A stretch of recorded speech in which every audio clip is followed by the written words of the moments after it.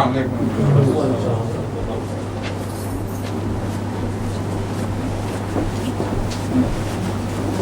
السلام علیکم ورحمۃ اللہ. تو یہ تلاوت کہاں تک ہو گئی تھی اور کہاں تک ترجمہ ہو گیا تھا؟ کچھ یاد ہے کسی کو؟ یہ پیر صاحب وغیرہ نے پتہ نہیں کیا کیا چیزیں اکٹھی کر کے آئی تھی. یہ تو آپ کا پہلے کا ہے نا؟ ہاں آج کے ساتھ اس کا کوئی تعلق نہیں، پہلے بھیجا تھا آپ نے. یہ قرآن شریف کے نوٹس کے ساتھ میں اٹھایا نا وہاں، ساتھ یہ سب چیزیں پڑی ہوئی ہیں. یہ بھی ہے، سمجھ نہیں آئی. اور جو بیمار ہے نا مجھے جاوید صاحب، اس لیے انہوں نے پتہ نہیں کیا کچھ اکٹھا کر لیا. بتائیں کہاں تک تلاوت ہو چکی ہے اور کہاں تک ترجمہ ہو چکا ہے؟ اچھا یہ جو ہے اس کی ضرورت ہی کوئی نہیں. یہ بڑے صاف ستھرا حضرت مرزا صاحب قرآن میں بڑا صاف لکھا ہوا ہے. اور تلاوت کہاں تک ہو چکی تھی؟ جی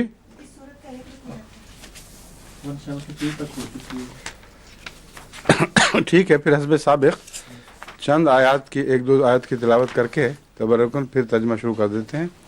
پوری تلاوت اس وقت کریں گے جب یہ حصہ ختم ہو جائے گا. ٹھیک ہے.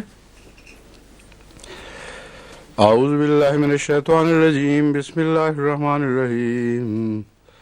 وبظلم من الذین ہادوا حرمنا علیہم طیبات احلت لهم وبصدهم عن سبیل اللہ کثیرا واخذهم الربا وقد نهوا عنه واکلهم اموال الناس بالباطل وَأَعْتَدْنَا لِلْكَافِرِينَ مِنْهُمْ عَذَابًا أَلِيمًا. لَكِنِ الرَّاسِخُونَ فِي الْعِلْمِ مِنْهُمْ وَالْمُؤْمِنُونَ يُؤْمِنُونَ بِمَا أُنزِلَ إِلَيْكَ وَمَا أُنزِلَ مِنْ قَبْلِكَ وَالْمُقِيمِينَ الصَّلَاةَ وَالْمُؤْتُونَ الزَّكَاةَ وَالْمُؤْمِنُونَ بِاللَّهِ وَالْيَوْمِ الْآخِرِ أُولَئِكَ سَنُؤْتِيهِمْ أَجْرًا عَظِيمًا. فَبِظُلْمٍ مِّنَ الَّذِينَ هَادُوا، وہ لوگ جو یہودی ہوئے ان کے ظلم کے باعث. 168 سے شروع کیا 168 سے شروع کرتے ہیں. مجھے تو یہاں نشان دیا ہوا انہوں نے. یہ کیا لکھا ہوا ہے؟ ہاں پچھلا لگا رہ گیا. اچھا تبھی پھر مجھے یاد پڑ رہا تھا، ہم پڑھ چکے ہیں وہ. خیر اچھا ہو گیا کہ یہ غلطی ہو گئی، کیونکہ اس سے متعلق میں نے بعد میں سوچا تھا. میں نے کہا تھا نا کہ وہ کیا بات تھی جو خدا تعالیٰ نے ان پر حرام کر دی اور اس ظلم کی وجہ سے. تو اس کی تفصیل، ظلم کی تفصیل تو ان کی خدا نے ایسی دی ہے جس کا کھانے پینے سے ہی تعلق ہے، جس کا مطلب ہے کہ سزا بھی اس سے ملتی جلتی ہی ملنی چاہیے تھی. واخذہم الربا، سود کا کھانا، جب کہ ان کو منع کر دیا گیا تھا. اس کا مطلب ہے سود بھی قطعی طور پر حرام تھا. وَأَكْلِهِمْ أَمْوَالَ النَّاسِ بِالْبَاطِلِ، لوگوں کے مال وہ حرام کھاتے تھے. تو یہ دو بنیادی وجوہات تھیں. اور پھر سبت کے بارے میں بھی، جو مچھلیاں پکڑنا حرام تھا اس دن اور کھانا حرام تھا، وہ اس دن ان کو آتی تھیں کہ آج پکڑی نہیں جائیں گی، تو جالوں کا گھیرا ڈال کے روک لیتے تھے اور واپس نہیں جانے دیتے تھے. پھر اتوار کو پکڑتے تھے تو کہتے تھے ہم نے سبت کی بھی حرمتی نہیں کی. تو اس قسم کی جب وہ شرارتیں کرنے لگے تو اللہ تعالیٰ فرماتا ہے کہ ہم نے ان پر بعض چیزیں جو حلال تھیں حرام کر دی گئیں. اس پر میں غور کر رہا تھا، میں نے کہا تھا ریسرچ بھی ہونی چاہیے. تو اس وقت مجھے خیال آیا کہ ان کا جو آرتھوڈاکس یہودی فرقہ ہے، باقی یہودی تو اب عملاً آزاد ہو چکے ہیں، جو مرضی کر لیں، سب کچھ کھانے لگ گئے ہیں. لیکن جو آرتھوڈاکس یہودی فرقہ ہے وہ ابھی تک تالمود کے حوالے سے اپنی خوراک کے متعلق غیر معمولی احتیاط کرتے ہیں. ان کے ساتھ مجھے ایک دفعہ واسطہ پڑا جب ہم ہالینڈ میں ایک جگہ پھر رہے تھے، یہ بچے بھی ساتھ تھے. طوبہ تمہیں یاد ہے ہالینڈ تھا یا کسی اور جگہ تھی؟ یہودیوں کے ایک خاندان نظر آیا تھا، بہت بڑا، لمبا چوڑا، ہالینڈ ہی تھا، ہاں. یہودیوں کی ایک فیملی آئی، بہت لمبی چوڑی اور بے حد بڑی داڑھیوں والے، اور چھوٹے چھوٹے بچے بھی. ان سب کے لباس قدیم زمانوں کے تھے اور ہر ایک نے تھیلے اٹھائے ہوئے تھے. تو میں نے ان سے پتہ کیا کہ یہ کیا اتنے بڑے بڑے تھیلے سب نے اٹھائے ہوئے ہیں. تو انہوں نے بتایا کہ یہ باہر سے کوئی کھانا نہیں کھا سکتے کیونکہ ہر چیز ان کے لیے حرام ہے، اور اگر ان کی تعلیمات کی صحیح تعلیم کو سمجھا جائے جو یہ سمجھتے ہیں تو ان کی زندگی میں بہت چیزیں حرام ہو چکی ہیں. کوک بھی حرام ہے اور بھی بہت ساری چیزیں حرام تھیں. اس لیے یہ اپنے گھر سے پکا ہوا کھانا لاتے ہیں اور جہاں بھی سفر کرتے ہیں لازماً گھر سے کھانا لے کر چلتے ہیں. تو جو کوشر کھانا ہم جہازوں میں دیکھتے ہیں وہ عام یہودیوں کے لیے تو ٹھیک ہے، یہ جو یہودی جو اصل میں تالمودی ہیں ان کے لیے نہیں، کیونکہ اکثر حلال کھانا جو یہودیوں کے لیے بھی ہے وہ ان کے لیے حرام ہو چکا ہے. تو یہودیوں کی دو قسمیں ہمیں نظر آ رہی ہیں. ایک وہ جو حلال کھانا پہلا تھا، بعد میں وہ مختلف انبیاء کے ذریعے ان پر حرام کیا گیا ہے، وہ اس کو نظر انداز کر بیٹھے ہیں کیونکہ سب تعلیموں کو ہی نظر انداز کر بیٹھے ہیں. پھر بھی جو کچھ بچتا ہے وہ بھی سختی ہے اس میں، لیکن معقول ہے، وہ ہم پر بھی حلال ہے، ان پر بھی حلال ہے. اور حلال حرام کے بنیادی اعتبار سے حلال حرام کا مسلمانوں میں اور یہود میں کوئی فرق نہیں ہے. اس لیے عجیب نہیں لگتا. اسی کو دیکھتے ہوئے مجھے تعجب ہوا تھا کہ پھر قرآن کریم کیا کہہ رہا ہے کہ ان کو سزا کے طور پر کچھ اور چیزیں بھی حرام کر دی تھیں. اب یہ جو فرقہ ہے آرتھوڈاکس، اس کی سٹڈی سے پتہ چلے گا، یہ یہاں بھی ہو سکتی ہے، پتہ کروائیں کہ آرتھوڈاکس فرقے والے تالمود کے کن حوالوں کو بنا کر کن کن چیزوں کو حرام کرا دیتے ہیں جبکہ دوسرے یہودی ان کو حرام نہیں سمجھتے. بس آغاز میں بائبل نے ضرور، یعنی تورات نے ان کو چھٹی دی ہوگی کہ بے شک کھاؤ، یہی لگتا ہے قرآن کریم کے منطوق سے. اور درمیان میں جب انہوں نے شرارتیں شروع کی بہت، پھر کسی وقت ان کو یہ تعلیم ملی ہے. یہ بھی ایک مزید حکمت سمجھ آئی، کیوں تورات کے متعلق یہ نہیں فرمایا کہ موسیٰ پر اتاری ہے. یہ ایک آن گوئنگ پروسیس ہے جو حضرت موسیٰ سے پہلے شروع ہوا ہے، غالباً حضرت یعقوب کے زمانے میں، اور پھر حضرت موسیٰ علیہ السلام کے بعد بھی جاری رہا ہے. اور کچھ نہ کچھ ذیلی تبدیلیاں عمومی تعلیم میں آتی رہی ہیں. اور قرآن کریم کے اس حوالے سے تو قطعاً ثابت ہے کہ پہلے ہم نے یہود پر حلال قرار دی، پھر حرام قرار دیں، اور یہ حضرت موسیٰ علیہ السلام کے بعد کی زمانے کی باتیں ہو رہی ہیں. ٹھیک ہے، اس لیے اس کا پڑھنا غلطی سے نقصان دہ نہیں رہا. دوسرا میں نے اس دن یہ آپ کو بتایا تھا، ام من اہل الکتاب الا لیؤمنن بہ قبل موتہ، اس کی جو تشریح کی تھی اس میں نے کہا تھا کہ یہ بالکل غلط کہتے ہیں کہ جن کے متعلق بات ہو رہی ہے نون ثقیلہ سے پہلے مذکور ہوتے ہیں وہ بھی گویا بعد میں پیدا ہوں گے. وہ اس زمانے میں پیدا ہوتے ہیں اور بعد میں وہ واقعہ ہوتا ہے. قرآن کریم کی اس کی ایک مثال میں آپ کے سامنے رکھتا ہوں.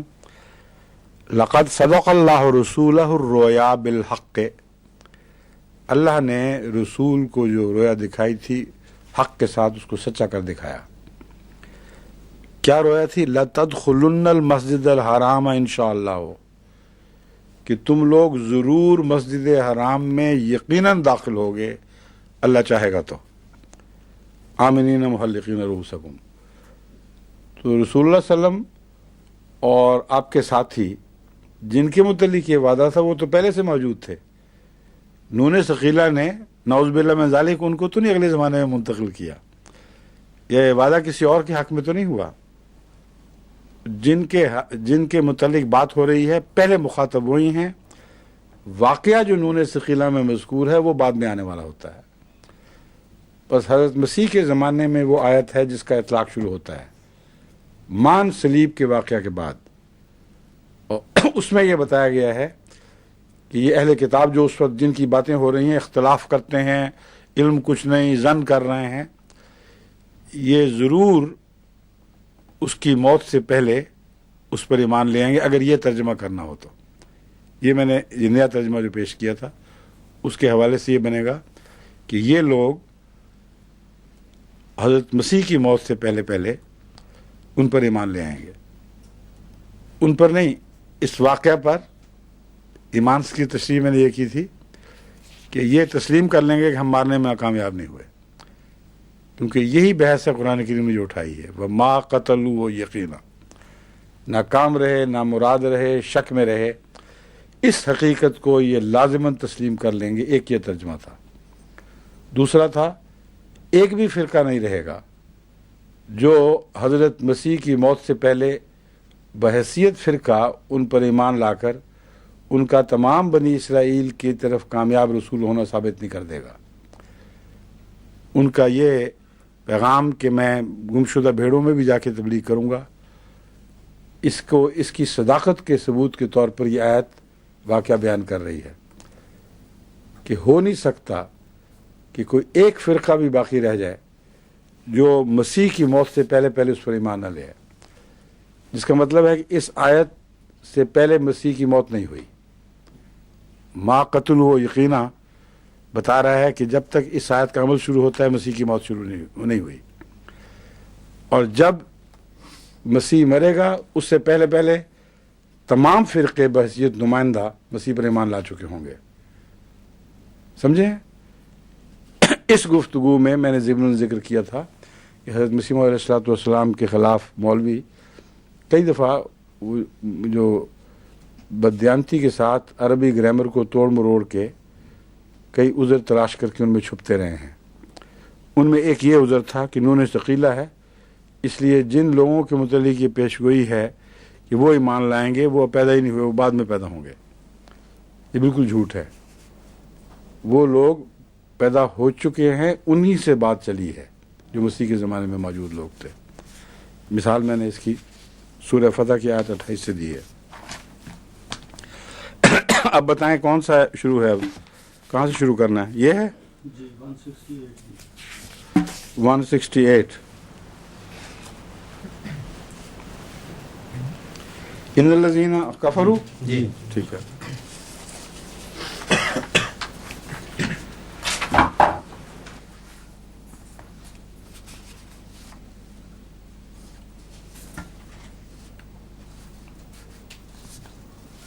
ٹھیک ہے جی۔ یقیناً وہ لوگ جنہوں نے کفر کیا اور ظلم کیا، لم یکن اللہ لیغفر لہم، اللہ انہیں بخشے گا نہیں۔ اللہ لم یکن اللہ کا محاورہ ہے کہ اللہ ایسا نہیں کہ انہیں بخش دے،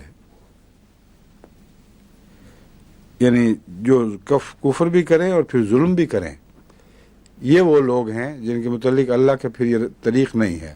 لم یکن اللہ کا مطلب ہے اللہ کا یہ طریق نہیں، اللہ کو زیب اردو میں ہم آدمیوں کو متعلق تو کہتے ہیں ان کو زیب نہیں دیتا، میں خدا کے لیے مناسب نہیں یہ کہنا، مگر محاورہ اسی قسم کا ہے، لم یکن اللہ، اللہ ایسا نہیں ہے جو پھر اس کو بھی نظر انداز کر دے۔ ولا لیہدیہم طریقہ، اور نہ ایسا ہے کہ پھر ان کو ہدایت دے دے، کیونکہ کفر تو ایک ظلم ہے، ایک آغاز ہے گناہ کا۔ جب ظلم شروع ہو جائے تو پھر وہ کفر نہ بخشش کے لائق رہتا ہے، نہ ہدایت کا کوئی امکان باقی رہتا ہے۔ حضرت مسیح موعود علیہ السلام نے جو خدا تعالیٰ کے عذاب کی طرف سے عذاب بھیجنے کا فلسفہ بیان فرمایا ہے، اس میں اس بات کو خوب اچھی طرح کھول کر پیش فرمایا ہے۔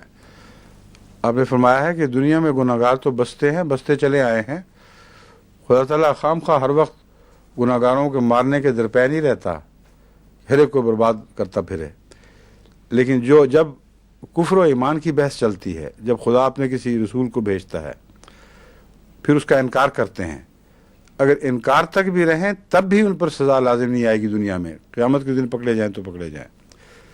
جب وہ مقابل پر ظلم شروع کرتے ہیں پھر خدا کے غضب کی چکی ان کو دنیا میں بھی پیستی ہے، اور اس لیے آپ نے نصیحت فرمائی کہ تمہیں سمجھ نہیں آئی میرا پیغام تو ٹھیک ہے، مگر تم ظلم سے کام نہ لو، کیونکہ خدا کے غضب کو بھڑکانے کی چیز محض کفر نہیں بلکہ ظلم ہے۔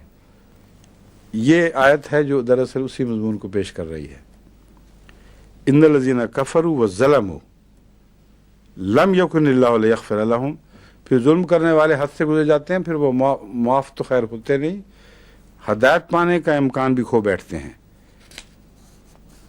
وَلَا لِيَهْدِيَهُمْ طَرِيقًا إِلَّا طَرِيقَ جہنم، ان کو پھر ہدایت کا طریق تو نہیں دکھایا جاتا، ہاں جہنم کا طریق دکھا دیا جاتا ہے۔ اگر اردو میں اس طرح ترجمہ کریں وَلَا لِيَهْدِيَهُمْ طَرِيقًا، اور یہ خدا نہیں کرتا کہ ان کو ہدایت کا راستہ دکھائے مگر جہنم کا راستہ، تو اردو میں پھر یہ اکھڑا ہوا معنی بن جائے گا۔ اس کی بجائے یہ کہا جا سکتا ہے کہ خدا ایسا نہیں کہ پھر انہیں ہدایت کا راستہ دکھا دے، ہاں جہنم کا راستہ جس میں وہ ہمیشہ رہیں گے وہ ضرور دکھائے گا، کیونکہ ان کو وہ اسی راستے کے سزاوار ہیں۔ وَكَانَ ذَلِكَ عَلَى اللَّهِ يَسِيرًا، اور اللہ پر یہ بات آسان ہے۔ یا ایھا الناس قد جاءکم الرسول، اے لوگو تمہارے پاس رسول آ چکا ہے، بالحق، حق کے ساتھ، من ربکم، تمہارے رب کی طرف سے، فآمنوا خیر لکم، بس ایمان لے آؤ تمہارے لیے بہتر ہے۔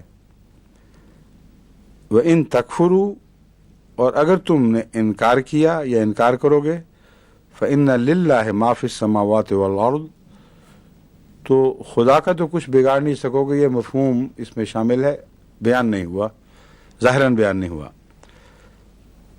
ظاہراً جو بیان ہوئے وہ یہ ہے کہ اگر تم نے انکار کیا، فَإِنَّ لِلَّهِ مَا فِي السَّمَاوَاتِ وَالْأَرْضِ، تو یقیناً اللہ کا ہی ہے جو کچھ بھی آسمانوں میں اور زمین میں ہے، یعنی تمہارا انکار خدا کو کوئی نقصان نہیں پہنچا سکے گا۔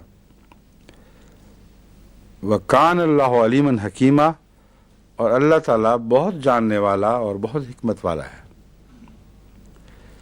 یا اہل الکتاب لا تغلوا فی دینکم، اے اہل کتاب دین کے معاملے میں غلو سے کام نہ لیا کرو، یعنی توازن بگاڑ کر حد سے زیادہ بڑھا کر پیش کرنا، اس کو غلو کہتے ہیں۔ دین کے معاملے میں غلو سے کام نہ لیا کرو۔ وَلَا تَقُولُوا عَلَى اللَّهِ إِلَّا الْحَقَّ، اور اللہ کے متعلق جو باتیں کرو حق کے سوا کچھ نہ کہا کرو۔ اللہ کا مطلب ہے اللہ پر، یہ دراصل مخالفت کا معنی ظاہر کرنے کے لیے آتا ہے۔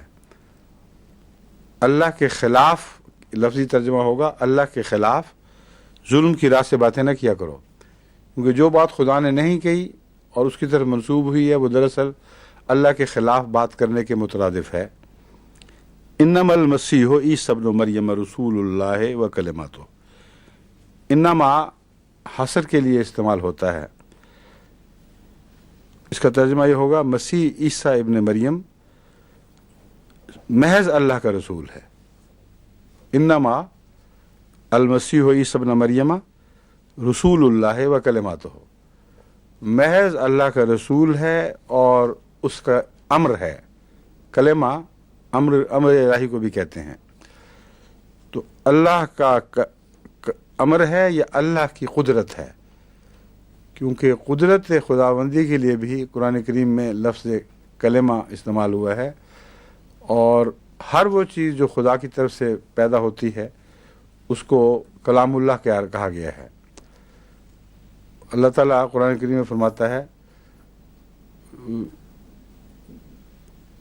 وہ آیات والا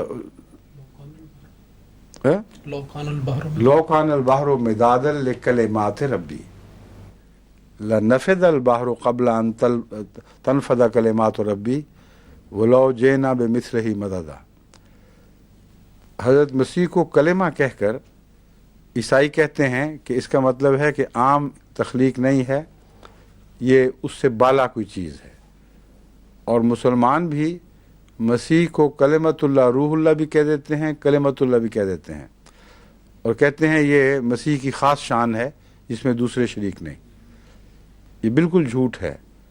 قرآن کریم کے نزدیک تو کلمات اللہ اتنے زیادہ ہیں کہ اگر سمندر قلم، جو درخت قلم بن جائیں اور سمندر سیاہیاں بن جائیں تو سارے سمندر ختم ہو جائیں لکھتے لکھتے، پھر مزید ان کی مدد کو اور آ جائیں، تب بھی کلمات اللہ ختم نہیں ہوں گے۔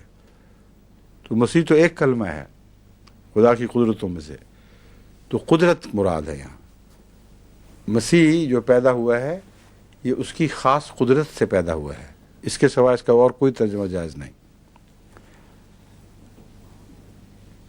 القاہا الی مریم، اس قدرت کو مریم میں اتارا گیا، اللہ کی طرف سے یہ قدرت کا اظہار مریم میں ہوا۔ وروح منہ، اور اللہ کے اوامر میں سے ایک امر ہے۔ روح سے مراد اللہ کی روح نہیں ہے، کیونکہ روح کے متعلق قرآن کریم خود کھول چکا ہے۔ وَيَسْأَلُونَكَ عَنِ الرُّوحِ قُلِ الرُّوحُ مِنْ أَمْرِ رَبِّي، پوچھتے ہیں روح کیا چیز ہے، تو کہو امر ربی ہے، اس کے سوا کوئی چیز نہیں۔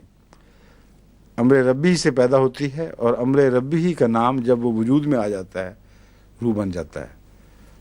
تو یہاں روح منہ سے نعوذ باللہ یہ مطلب نہیں کہ وہ چونکہ باپ نہیں تھا اس لیے اللہ کی روح متمثل ہو کر یا مجسم ہو کر مریم کے رحم میں اتری، یہ ترجمہ بالکل جھوٹا اور عیسائیوں کی ایک فرضی کہانی ہے، اس سے زیادہ کوئی حقیقت نہیں۔ فآمنوا باللہ ورسولہ، پس اللہ پر ایمان لاؤ اور اس کے رسولوں پر ایمان لاؤ۔ ولا تقولوا ثلاثہ، اور ہرگز نہ کہو کہ تین ہیں۔ انتہوا خیر لکم، تم باز آ جاؤ، اسی میں تمہاری بھلائی ہے۔ کیوں؟ کل مولوی الحق صاحب کا بڑا اچھا خط ملا ہے اسی من اہل کتابے کے اوپر، کہتے ہیں بہت خوشی ہوئی ہے وہ سن کے، کیونکہ اس میں کئی نئی پہلو نکل آئے ہیں جو موجود تو تھے پر پہلے توجہ نہیں تھی ان کی طرف۔ اب کہاں تک پہنچے تھے؟ یا اہل کتاب لا تغلوا فی دینکم، انتہو۔ ہاں ضمن مولوی کے لیے دعا بھی کریں، بہت بیمار ہو گئے تھے، ڈاکٹروں نے تو تقریباً جواب دے دیا تھا، لیکن پھر یہاں سے میرا پیغام ملا کہ اللہ کے فضل سے میں بھی دعا کروں ٹھیک ہو جائیں گے۔ ایسے پکے ہیں، اسی وقت کہتے سب ڈاکٹر جھوٹ بوٹ بولتے ہیں، کچھ نہیں ہونا مجھے۔ اور اٹھ کھڑے ہوئے دیکھتے دیکھتے بیٹے کو بھی واپس بھیج دیا کہ اپنا کام کرو جا کے، اور پھر ماشاءاللہ اپنے پاؤں پہ کھڑے ہو گئے ہیں۔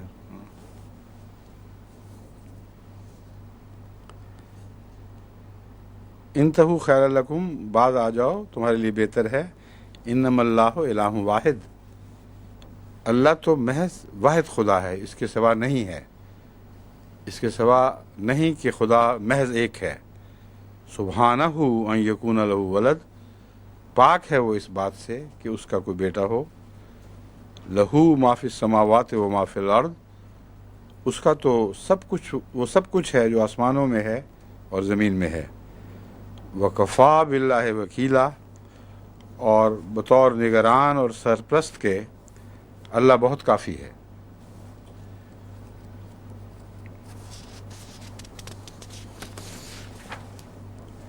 لن یستنکف المسیح ان یکون عبدا للہ ولا الملائکۃ المقربون ومن یستنکف عن عبادتہ ویستکبر فسیحشرهم الیہ جمیعا۔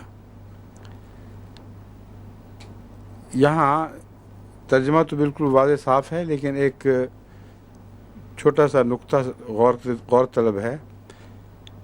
یہ نہیں فرمایا لا یستنکف المسیح کہ اللہ مسیح ناپسند نہیں کرتا، ان یکون عبدا للہ کہ وہ اللہ کا بندہ بنے، بندہ کہلائے، بندہ ہو۔ یہ فرمایا ہے لن یستنکف المسیح ان یکون عبدا للہ، مسیح ہرگز ناپسند نہیں کرے گا اس بات کو کہ وہ اللہ کا بندہ کہلائے۔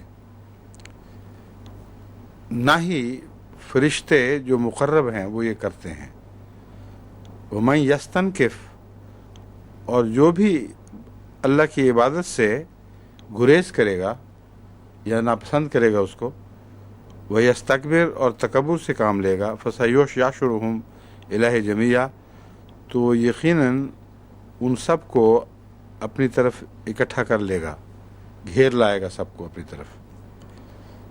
अब बताएं ला यस्तनकिफ अल मसीह क्यों फरमाया गया? क्यों इमाम साहब? क्योंकि जब ये लफ्ज़ आ जाए ना, जिस तरह नून सकीला आ जाए, तो मुजारिया का हाल वाला पहलू गायब हो जाता है और आइंदा ज़ाहिर होने वाला पहलू बाकी रहता है। वरना अरबी में जो मुजारिया है वो हाल पे भी इस्तेमाल होता है, मुस्तकबिल पे भी। यानी अरबी में जितने भी मुजारे हैं उनका तर्जुमा ये होता है वो करता है या करेगा, वो हंसता है या हंसेगा, वो देखता है या देखेगा। जो ज़ुबान के जो उसके सियाक सबाक हैं आगे पीछे, वो बताते हैं कि इसका मुस्तकबिल में तर्जुमा करना है या हाल में तर्जुमा करना है। लेकिन बाज़ अल्फाज हैं जब वो मुजारिया पर आ जाएं तो उनको एक ज़माने में ख़ास कर देते हैं। उनमें से एक नून सकीला का मैं बता चुका हूँ, और एक ये है लन यस्तनकिफ अल मसीह। ये मुजारिया के हाल पर सादिक नहीं आता लन, ये लाजिमन मुस्तकबिल में होने वाले वाक़या की तरफ इशारा करता है। तो इसका ये तर्जुमा नहीं हो सकेगा कि मसीह नापसंद नहीं करता, बल्कि मसीह नापसंद नहीं करेगा। ठीक है, अब बताएं क्या वजह है? मसीह ने खुद तो तौहीद का पैगाम दिया, बाद में लोगों ने उनको तसलीस का अकीदा राइज कर लिया, तो इसलिए मुस्तकबिल का माना है। यहाँ दरअसल क़यामत के बाद का जो मज़मून है वो बयान हुआ है, जहाँ सवाल जवाब होगा। मसीह को तो पहली दफ़ा बेचारे को पता ही उस वक्त लगेगा कि मेरे साथ क्या होती रही है, तो हरगिज़ नापसंद नहीं करेगा का मतलब है कि बशिद्दत ये चाहेगा कि मैं अब्द ही रहूं। उसके वहम व गुमान में भी ये बात नहीं होगी कि अब्द के सिवा कुछ और कहला सके। और यही वो आखिर पर अर्ज़ करते हैं, या खुदा मैं तो अब्द हूँ, ये तो इन्होंने जो बातें बनाई हैं मेरे बाद बनाई हैं, और अब्द ही रहना पसंद करते हैं।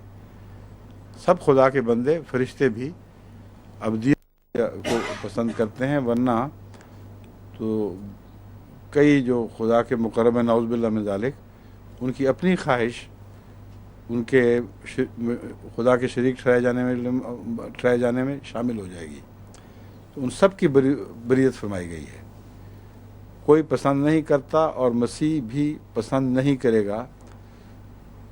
इसका मतलब है वहाँ उसके ज़माने में ये बहस ही नहीं उठी थी। ये है असल मतलब।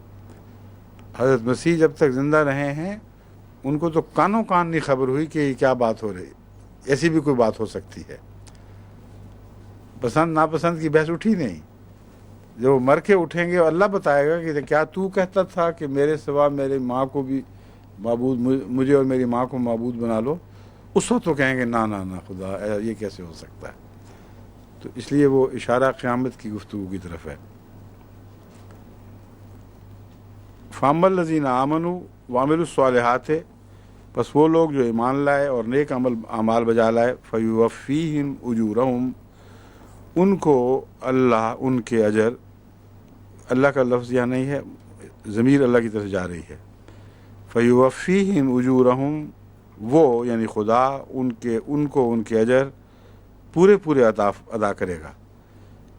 युवफ़्फ़ीहिम में से मुराद है भरपूर अजर देगा। ये नहीं कि नाप तोल के जितने अजर बनते हैं उतने देगा, बल्कि इसमें भरपूर के माने पाए जाते हैं। इसमें कमी का तो कोई सवाल ही नहीं पैदा होता, भर भर के अजर देगा उनको। वयज़ीदुहुम मिन फ़ज़लिह, और अपने फजल से और भी बढ़ाएगा। व अम्मल लज़ीना इस्तनकफ़ू, और वो लोग जो नापसंद करते हैं अल्लाह की इबादत को, यानी अल्लाह की इबादत करने को, वस्तकबरू, और तकब्बुर से काम लेते हैं, फ़युअज़्ज़िबुहुम अज़ाबन अलीमा, अल्लाह ताला उनको दर्दनाक अजाब दे मुब्तला फरमाएगा। वला यजिदून लहुम मिन दूनिल्लाहि वलिय्यन वला नसीरा, और वो उसके सिवा कोई दोस्त और कोई मददगार नहीं पाएंगे। मिन दूने का मतलब है उसके सिवा, उसको छोड़कर। या अय्युहन्नासो, ए लोगो, क़द जाअकुम बुरहानुन, तुम्हारे पास एक रोशन दलील आ चुकी है, मिर रब्बिकुम, तुम्हारे रब की तरफ से। व अंज़लना इलैकुम नूरम मुबीना, और हमने उतारा है तुम्हारी तरफ नूरम मुबीना, एक रोशन खुला खुला चमकता हुआ नूर। मुबीन जो वाज़े हो, खुला हो और चमक रहा हो।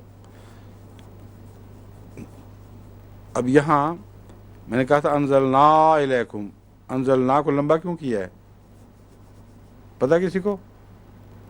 कई दफ़ा सबको पता है, अक्सर को पता होना चाहिए है? कोई है जिसको नहीं पता? तूबा को नहीं पता होगा, ये क्लास मिस कर चुकी है ना। ये जो अलिफ है, इसके बाद अगर अलिफ शुरू हो रहा हो, फिर उर्दू में अरबी ग्रामर के अल्फाज नहीं, मैं ज़ुबान नहीं इस्तेमाल कर रहा, आम उर्दू में समझाने का तरीका बता रहा हूँ।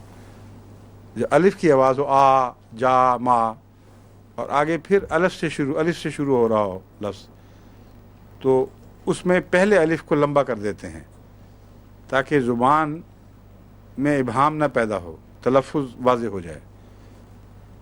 अंज़लना इलैकुम था ना, आगे भी अलिफ, असल में तो हमज़ा है लेकिन हम इसे उर्दू में कहते हैं अलिफ। तो एक अलिफ के बाद दूसरा अलिफ आया, तो इसलिए पहले अलिफ को लंबा कर दिया ताकि दोनों अलिफ आपस में गड़बड़ ना हो जाएं। और भी इसी तरह के अल्फाज हैं जिनके नतीजे में मद्दा बनती है।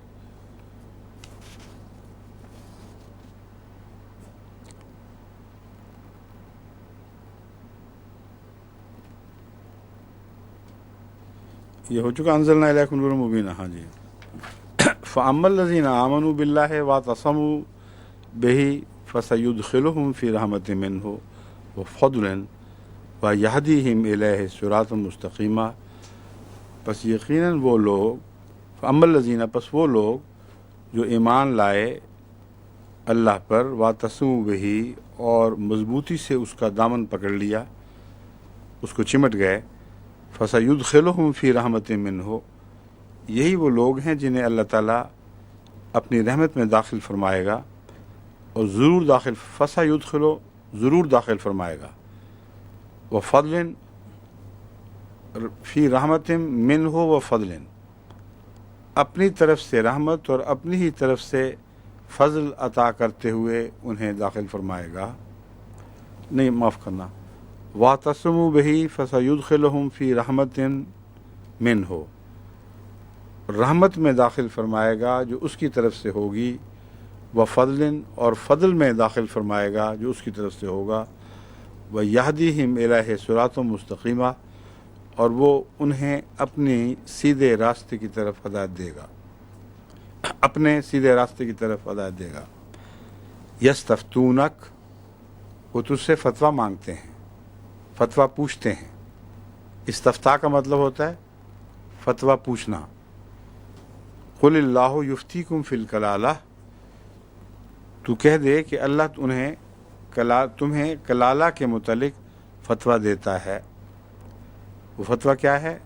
इन इम्रुन हलाका लैसा लहू वलदुन, अगर कोई ऐसा मर्द फौत हो जाए, मर जाए, लैसा लहू वलदुन, जिसके कोई बेटा ना हो या बेटी ना हो।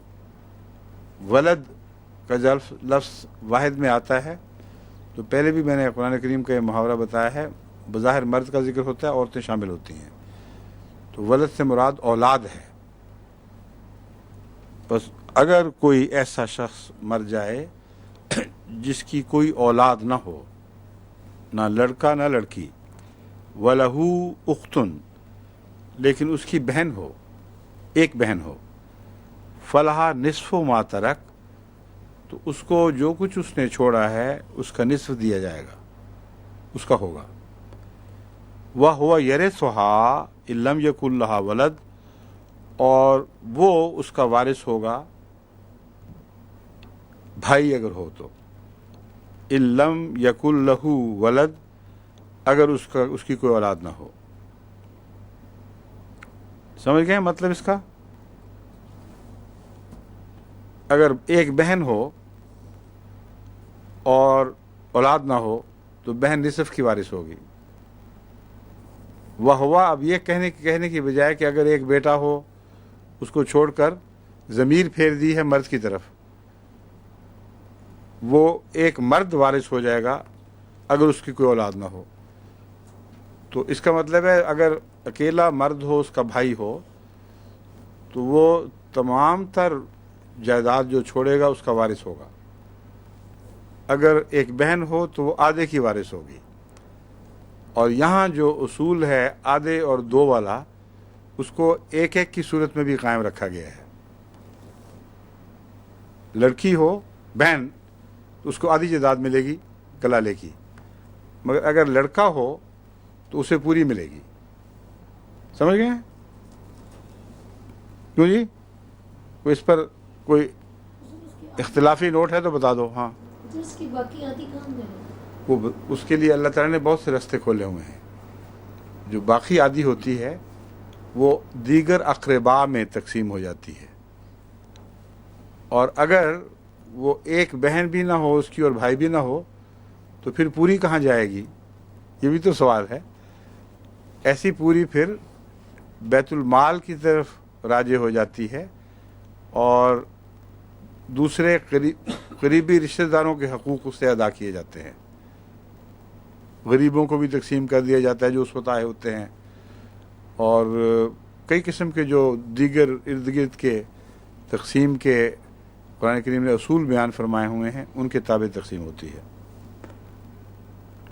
फ़ैन कानत असनतैन, और अगर दो हों, फलाहुम सुलुसान में मतरक, तो उनको 2/3 मिलेगा जो उसने छोड़ा हो। व इन कानू इख्वतन रिजालम व निसान, अगर मिले जुले हों, कुछ भाई हों कुछ बहनें हों, तो फिर फले ज़कर मिस्ल हज़िल उनसैन, तो फिर आम दस्तूर जो है वो जारी हो जाएगा कि मर्द को 2 और औरत को 1, या मर्द को 1 और औरत को आधा। युबय्यिनुल्लाहु लकुम अन तज़िल्लू, अल्लाह ताला ये बातें खोल कर इसलिए बयान फरमा रहा है कि कहीं तुम ठोकर न खा जाओ। वल्लाहु बिकुल्लि शैइन अलीम, और अल्लाह ताला हर चीज़ का इल्म रखता है। मतलब किसी को ख्याल है कि इतनी छोटी छोटी सी बातों को क्यों खोला जा रहा है, तो बता रहा है अल्लाह कि तुम लोगों को आदत है फितने में मुब्तला हो जाया करते हो इन बातों पे। उस जहाँ तकसीम के किस्से हों वहाँ खूब बात खोलनी पड़ती है, वरना तुम हिस्सों हवा में मुब्तला होकर नए नए कवानीन न जारी कर देना। अब सूरह मायदा है, नई तिलावत, ठीक है।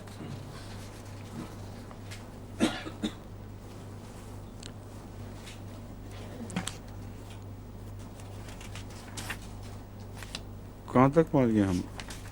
मायदा तो शुरू भी हो गई है पहले से ही। लो जी,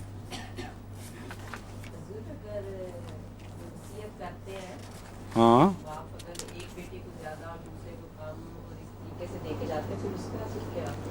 नाजायज़ है, ये मना है।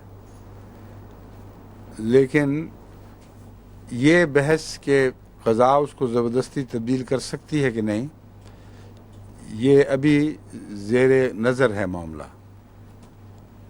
आम तौर पर जो रवायतन चला आ रहा है वो ये है कि क़ज़ा को फिर चाहिए कि ज़बरदस्ती ये ठीक कर दे। लेकिन कुरान करीम की आयत से मेरे नज़दीक ये इस्तिंबात नहीं होता, यानी मेरे अभी इस पर और गौर की ज़रूरत है, क्योंकि ये लगता है कि उसका गुनाह फिर उस पर होगा। जो वो ऐसी हरकत करेगा वो खुदा के नज़दीक गुनाहगार होगा। और गवाहों के मुतल्लिक आता है कि अगर वो उस कोई ख़राबी है उसमें तो उसको ठीक कर दें तो कोई गुनाह नहीं उनके ऊपर। लेकिन क़ज़ा के दखल का कोई हवाला मुझे नहीं मिला। क्यों कमर साहब, आपके जहन में है? क़ज़ाई दखल का वहाँ कोई हवाला नहीं है, ये तुम ज़बरदस्ती ठीक कर दो उसको। इसलिए ये सारी बातें गौर तलब हैं। اور اس سے اور بھی بہت سے مسائل پیدا ہوتے ہیں، اور وہ بھی ایک اصول کے تابع ہی حل ہوں گے۔ پہلے یہ اصول طے ہونا چاہیے کہ وراثت کی تقسیم میں اگر کوئی شخص قرآنی تقسیم سے ہٹ کر تقسیم کرتا ہے تو کیا قضا کو اختیار ہے کہ جبراً اس کو درست کروا دے؟ اگر ہے تو پھر اس کی وصیت کا مطلب ہی کوئی نہیں، پھر ہاں بیماری ہو گیا۔ پھر ہر دفعہ قضا کا کام تھا، جب کوئی مرتا ہے وہ چلا جائے، ختم ہو، وہ اپیل کرے، پھر وہ 1/3 والا حصہ صرف باقی رہ جائے گا، اور اس میں بھی وہ اپنے اولاد میں سے کسی کو نہیں دے سکے گا۔ تو یہ اصولی طور پر فیصلہ بھی ہونا چاہیے، اثر نو ہونا چاہیے، اور حضرت مسیح علیہ السلام تو اصولی ہدایت دے چکے ہیں کہ یہ جو مسائل ہیں یہ لمبے عرصے تک فقیوں کی بحثوں کے نتیجے میں دھرم برم ہو چکے ہیں۔ اس لیے اثر نو بہت قطعی اور واضح اصول پہلے مستنبت ہونے چاہیے قرآن سے، اور حدیث کی روشنی میں وہ درست ثابت ہونے چاہیے۔ پھر آگے جا کر ان مسائل کے متعلق ہم دیکھیں گے کہ کیا کیا اس کے فروعی نتائج پیدا ہوتے ہیں۔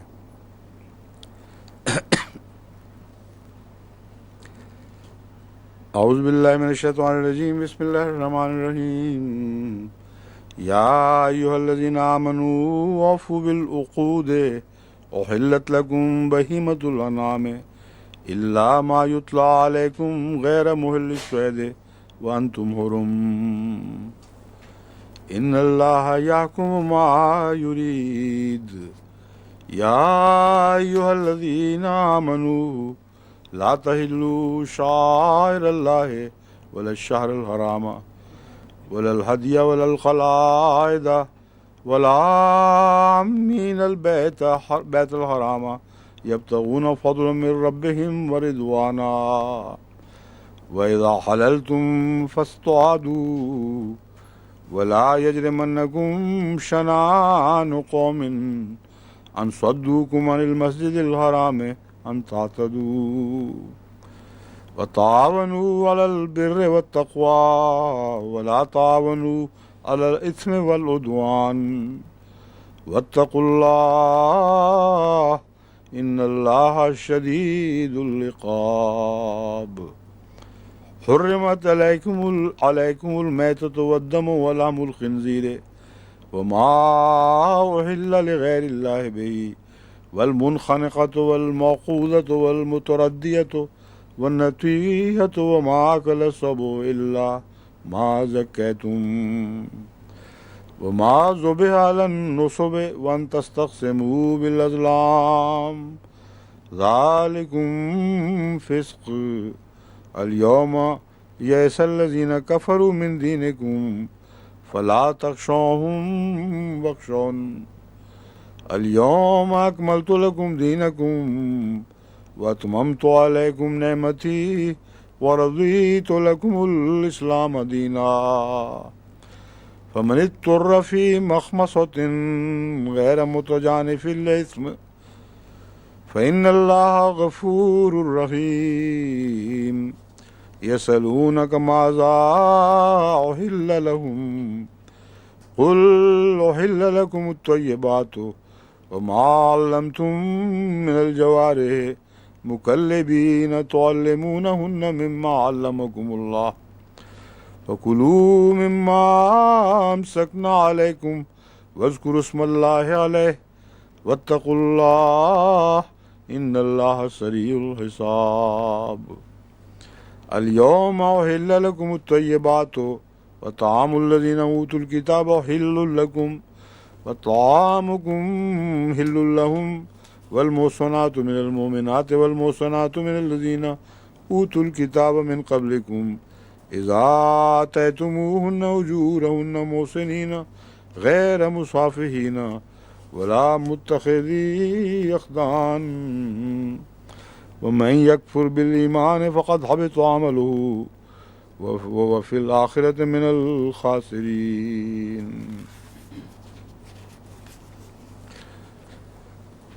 اللہ کے نام کے ساتھ جو بے انتہا رحم کرنے والا اور بار بار رحم فرمانے والا ہے۔ اے لوگو جو ایمان لائے ہو، اوفو بالعقود، اپنے عہدوں کو، گرہوں کو پورا کیا کرو. عقد کہتے ہیں عقد، تو شادی کو کہتے ہیں عقد، کہتے ہیں گرہ کو. تو دراصل ایک ہی چیز کے دو پہلو ہیں. کسی قاعدے قانون کے مطابق دو چیزوں کا رشتہ قائم ہو جانا. اور عقود سے مراد تمام عہد ہیں جو پختہ ہو چکے ہوں.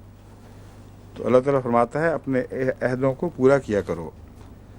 احلت لکم بہیمۃ الانعام، تمہارے لیے چوپاؤں میں سے مویشی، یعنی بہیمۃ الانعام، انعام چوپائے حلال کر دیے گئے ہیں. الا ما یتلا علیکم، سوائے ان کے جن کے متعلق تم پر پڑھا جا چکا ہے، تمہیں بتایا جا چکا ہے. غیر محل الصید، غیر محل الصید وانتم حرم، ہاں شکار کو حلال نہ سمجھنا جب تک تم احرام کی حالت میں ہو. یہ تم پر غیر محل الصید، تم لوگ حلال سمجھنے والے نہ ہو شکار کو. وانتم حرم، اس حال میں کہ تم احرام میں ہو. ان اللہ یحکم بما یرید، یقیناً اللہ تعالیٰ جو چاہتا ہے ویسا ہی فیصلہ فرماتا ہے. یا ایھا الذین آمنوا، اے وہ لوگ جو ایمان لائے ہو، لا تحلوا شعائر اللہ، اللہ کے مقدس نشانات کی بے حرمتی نہ کیا کرو. تو ہلو سے مراد ان کو جہاں حرمتیں قائم فرمائی ہیں اللہ تعالیٰ نے کہ بعض مقدس مہینوں میں یہ نہیں کرنا اور وہ نہیں کرنا، یا شاعر میں بعض انبیاء بھی ہیں ان کے ساتھ یہ سلوک نہیں کرنا وہ نہیں کرنا، تو مراد یہ ہے کہ ان کو حلال نہ کر لیا کرو. خدا نے جہاں روک دیا ہے کہ اس سے آگے نہیں بڑھنا، وہیں رک جایا کرو، اور اپنے لیے ان شاعر کے متعلق تعلیمات کو حلال نہ کر بیٹھو. ولا الشہر الحرام، اور حرمت والے مہینے کے متعلق بھی جس کو عزت دی گئی ہے. حرام سے مراد ایک ہے منع کرنا، اور وہ ہے اس کے گندے ہونے کے نتیجے میں. ایک حرام سے مراد ہے منع کرنا اور وہ اس کی عزت کے نتیجے میں ہے. بس لفظ حرام دونوں معنوں پر اطلاق پا سکتا ہے. خبائث ہوں، ذلیل کمینی گندی چیزیں ہوں، ان سے جہاں روکا جاتا ہے وہاں لفظ حرام استعمال ہوتا ہے، ادھر سے ادھر نہیں جانا. اور جہاں عزت کے مقام ہیں اس دہلیز سے آگے قدم رکھنے کی اجازت نہیں ہے، وہاں بھی لفظ حرام استعمال ہوتا ہے. اس لیے خانہ کعبہ کے تعلق میں جب حرام آتا ہے تو وہ عزت اور احترام کے معنوں میں کہ اس کا ایک مرتبہ ہے، اس کے قدموں پہ ٹھہر جاؤ، اس مرتبے میں دخل اندازی کا تمہیں کوئی حق نہیں ہے. ان معنوں میں اللہ تعالیٰ فرماتا ہے کہ مہینہ بھی ہے عزت والا، اور اس کے متعلق بتایا ہے کہ اس مہینے میں یہ کام نہیں کرنا، بس تمہیں ان کاموں سے رکنا ہوگا. ولا الہدیہ ولا القلائد، اور ہدیہ جو قربانی ہے، اور قلائد جن کو گانیاں باندھ کر گلے میں قربانیوں کے نشان کے طور پر چھوڑ دیا جائے. بعض قربانیاں تو لوگ ہانک کر ساتھ لے جاتے ہیں، بعض پہلے سے تیار کر کے تو ان پر گردنوں پر کوئی نشان ڈال دیا کرتے تھے، چھوڑ دیتے تھے کہ یہ اللہ کی راہ میں قربان ہونے کے لیے جانور تیار ہو رہا ہے. ہمارے ہاں لاہور وغیرہ میں لیلے تیار کرتے تھے، ان پہ رنگ ونگ لگاتے اور خاص طور پر ان کو پالتے تھے. تو یہ اس کو گانی کہا جاتا ہے، گردن میں پٹا سا ڈال دیا جاتا ہے. وللقلائدہ، یعنی وہاں پہنچی ہوں یا نہ ہوں، جن کے متعلق نشان ظاہر ہو گیا ہو کہ خدا کی خاطر قربانی کے لیے رکھے گئے ہیں، ان کے ساتھ زیادتی نہ کیا کرو. ولا آمین البیت الحرام، ولا اور نہ ہی آمین جو بیت حرام کا قصد لے کر نیت لے کر چلتے ہیں، ان کے حقوق میں بھی کوئی ناجائز تصرف نہ کیا کرو. यब्तगून फضलन मिन रब्बिहिम व रिज़वाना, वो तो आ रहे हैं इस गरज से कि अल्लाह से उनके अपने रब से फजल चाहें और रिज़वान चाहें, इस खातिर सफ़र करके हज बैतुल्लाह की नीयत से चलते हैं। आमीन। तो उनके मामले में भी उनके हकूक़ को अपने लिए हलाल न जानो। वैज़ा हलल तुम फस्तादू, हाँ जब तुम एहराम खोल बैठो, हलल तुम से यहाँ मुराद है एहराम खोल बैठो, फस्तादू तो फिर बेशक शिकार करो, फिर कोई गुनाह नहीं। लेकिन जो खाना काबा की इर्द गिर्द का इलाक़ा है जहाँ एहराम बांध कर दाखिल हुआ जाता है, वहाँ शिकार की बाद में भी इजाज़त नहीं। क्यों जी, है इजाज़त बाद में? खाना काबा की इर्द गिर्द जो ख़ास हुर्मत का मकाम है, वहाँ शिकार की दौरान साल इजाज़त है। जी तो याद है कमर साहब, आपको याद है किसी को?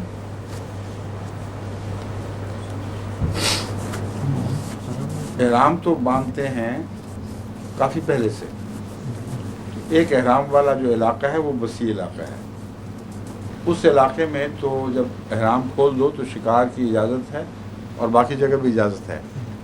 लेकिन खाना काबा के कुर्बो जवार में मेरा ख़्याल है कि फिर भी इजाज़त नहीं रहती। ये पता करें, ठीक है?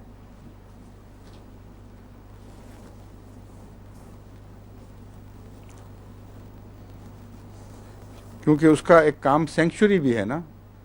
सेंचुरी सिर्फ खाना काबा में दाखिल होने के नतीजे में नहीं, मेरे नज़दीक इर्द गिर्द का जो उसका इलाका है करीब का, वो भी सेंचुरी में आ जाता है। कम से कम जानवरों को वहाँ शिकार मारने की इसलिए इजाज़त नहीं हो सकती गालिबन कि उम्रा भी तो करना होता है, सिर्फ हज तो नहीं है। और सारा साल उस महदूद इलाके में लोग चलते फिरते खुदा की खातिर, अगर उन दिनों में वहाँ शिकार की इजाज़त हो तो फिर तो कई लोग जिस तरह रमी के पत्थर खाते हैं, तीर खा के गिरा करें। इसलिए बहुत काबिल तवज्जो बात है, इस पर असल मसलक निकालें, उसका हवाला ढूंढ बताएं, ठीक है?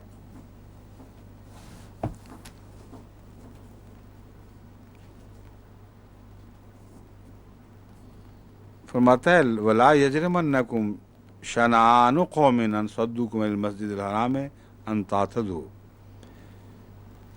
कि जहाँ तक इंसाफ का ताल्लुक़ है वो हर हाल में हर एक से यकसां होगा, और तुम्हें हरगिज़ किसी ऐसे कौम की दुश्मनी भी जिन्होंने तुम्हें खाना काबा से रोका था, मस्जिद हराम में जाने से रोका था, वो भी इस बारे में इस पर तुम्हें आमादा न करे कि तुम उनसे किसी किस्म की ज़्यादती करो। बस इंसाफ का जो आला तस्वुर कुरान करीम में है वो एब्सोल्यूट जस्टिस का है। उसमें कोई भी ऐसा मौक़िफ़, कोई ना कोई ऐसा मौका नहीं है जहाँ एब्सोल्यूट जस्टिस को कुर्बान किया जा सके। इसलिए फरमाया कि ये बहाना भी नहीं कि ये दुश्मन है, इन्होंने खाना काबा से रोका था, इसलिए अब हमें इजाज़त है कि इनके मामले में नाइंसाफ़ी करें। नाइंसाफ़ी की कोई इजाज़त नहीं है। व तावनु अलल बिर्र व तक़वा, ताउन करो मगर नेकी पर और खुदा ताला के खौफ पर। अल्लाह के खौफ के मामले में और नेकी के मामले में एक दूसरे से ताउन करो। वला तावनु अलल इस्म वल उद्वान, और गुनाह पर ताउन न करो और ज़्यादती पर ताउन न करो। गुनाह और ज़्यादती, गुनाह तो एक मुअय्यन ऐसा फ़ेल है जिसमें वाज़े तौर पर खुदा ताला की तरफ से फरमाया कि यहाँ रुको और इंसान ना रुके, ये तो गुनाह है। और ज़्यादतियाँ हम रोज़मर्रा करते रहते हैं, गुफ्तगू में, बातों में, इख्तलाफात में, बहसों में, हर वक्त इंसान ज़्यादती पे मायल रहता है। तो तावनु अलल बिर्र व तक़वा वला तावनु अलल इस्म वल उद्वान, उद्वान की हौसला अफजाई ना करो। अगर तुम ज़्यादतियों की हौसला अफजाई करोगे तो फिर जो निज़ाम अदल है वो भी मजरूह हो जाएगा। उसके किनारे हैं, ये उसका माहौल है। बस छोटी से छोटी ज़्यादती जो एक इंसान दूसरे पर करता है, इसकी भी इजाज़त न दो। اپنے گھروں میں ایسا ماحول بنانا چاہیے کہ بچے بھی جب ایک دوسرے پہ زیادتی کریں تو ماں باپ ہمیشہ جس نے زیادتی کی ہے اس کے خلاف فتویٰ دیں، جس کے ساتھ زیادتی ہوئی ہے اس کی حوصلہ افزائی کریں، اور آہستہ آہستہ ان کے رویے سے قطعی طور پر بچوں پر یہ بات کھل جانی چاہیے کہ کسی قیمت پر بھی کسی کو دوسرے پر زیادتی کی اجازت نہیں ملے گی۔ ولا تعاون علی الاثم والعدوان، یہ ہے تعاون کا معنی، اسم اور عدوان پر تعاون بالکل نہیں کرنا۔ واتقوا اللہ، اللہ سے ڈرو، ان اللہ شدید العقاب، یقیناً اللہ تعالیٰ عقاب میں یعنی عقوبت میں، سزا دینے میں، پکڑ میں بہت سخت ہے۔ حرمت علیکم المیتۃ والدم ولحم الخنزیر، تم پر حرام کر دیا گیا ہے مردار، والدم اور خون، ولحم الخنزیر اور سور کا گوشت، وما اہل لغیر اللہ بہ، اور وہ جس پر اللہ کے سوا کسی اور کا نام پڑھا گیا ہو، والمنخنقۃ اور دم گھٹ کر مری ہوئی چیز، جس کا گلا بند ہو گیا ہو، سانس بند ہو گیا ہو، والموقوذۃ اور چوٹ لگ کر مری ہوئی چیز، والمتردیۃ اور پھینکا گیا ہو اور اس پھینکنے کے نتیجے میں وہ چیز چوٹ لگ جائے، اس کو مر جائے۔ اب یہاں متردیہ اور ماخوذہ میں ایک فرق باریک کیا گیا ہے، یہ بھی سمجھانے والی بات ہے۔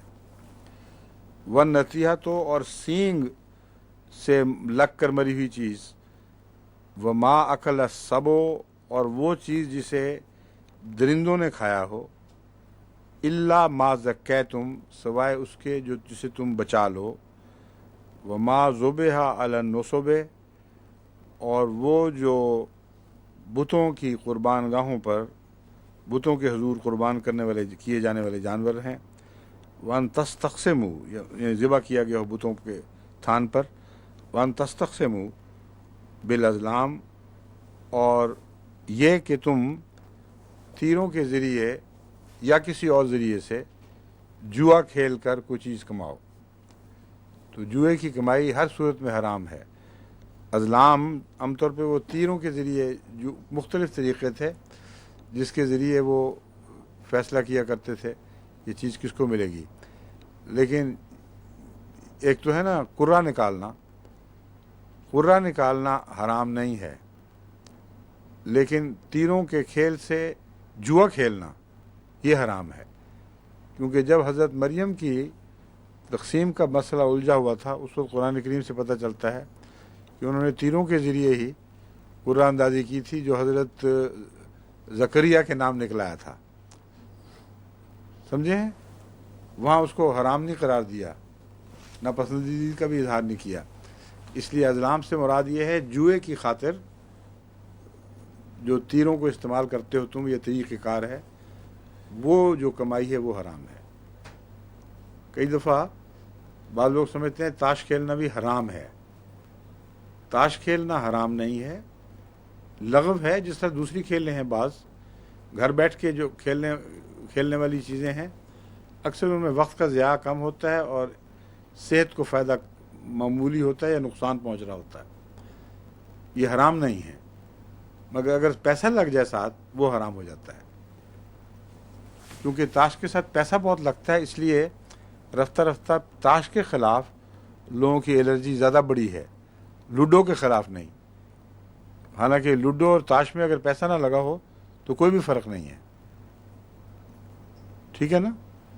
اس لیے یہ احتیاط کیا کریں کہ تجاوز نہ ہو، اصل چیز وہ مضمون ہے جو پہلے سے آ رہا ہے، اگر تجاوز نہ ہو اعتدال سے تو ہر چیز ایک دائرے کے اندر قابل قبول ہو جاتی ہے، مگر تجاوز دو طرح کے ہیں، ایک آپ عادتاً اس چیز میں مبتلا ہو جائیں، دوسرا تجاوز ہے کہ ہٹتے ہٹتے خدا کی حدود میں داخل ہو جائیں، اور یہ ایک تجاوز دوسرے تجاوز پر جرأت دلا دیا کرتا ہے۔ تو یہاں ازلام سے مراد جوا ہے۔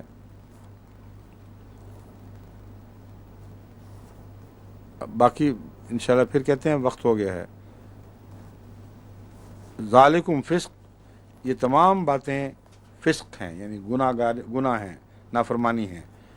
الیوم یئس الذین کفروا من دینکم فلا تخشوہم واخشون، آج کے دن، میرا خیال ابھی آیت لمبی ہے، باقی کل ہے پھر انشاءاللہ، باقی کل.